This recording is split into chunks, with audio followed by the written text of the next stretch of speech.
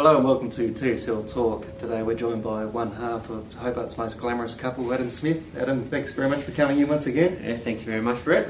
Apart from the royal wedding, what caught your eye over the weekend? Oh, look, it was a big weekend for footy in general. I guess seeing Clarence get rolled for the second time in 2 weeks was a big thing, and Devonport notching their maiden victory for the season as well. Yeah, you said they'll struggle to win a game this year, but they've got up and beaten South Wanty. 2 years in a row they've finished last. They're now on the bottom again and being beaten by Devonport.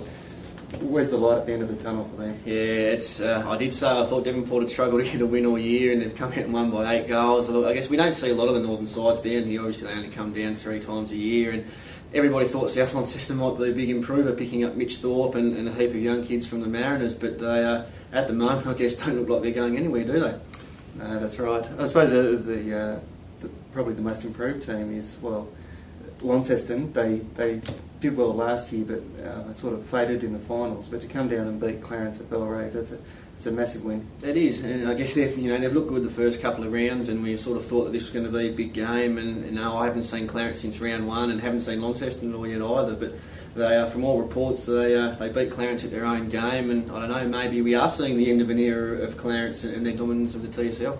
We're just looking at the ladder now. We've got Launceston and Glenorchy 2 games clear on top of the ladder. They're obviously the front runners and the teams to beat at the moment. Yeah, absolutely. Glenorchy have shown really good signs. Obviously got Jason Ackermanis, who by all reports played pretty well in the last quarter and probably his best game, and Launceston are just sort of going out and doing what they do. So I think it's we're set up for an exciting sort of mid part of the year, I think.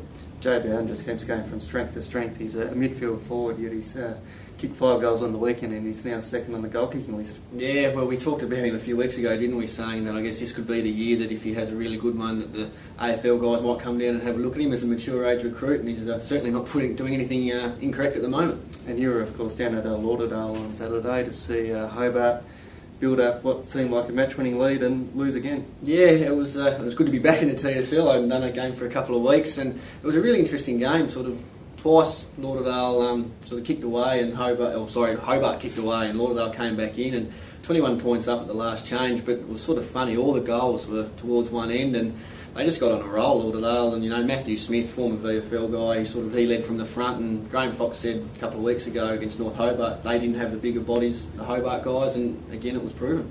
I was at North Hobart Oval to see North Hobart put in their best performance of the year to defeat Burnie.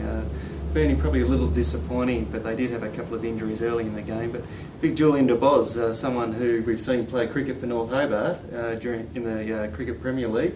He's come out and kicked 6 in just his second senior game. Yeah, he's come from the Colts. I saw it somewhere that he kicked 16 goals or something in 2 games, and I don't know, you were probably first hand. What did you think? Do you think he's somebody that recruiters might look at?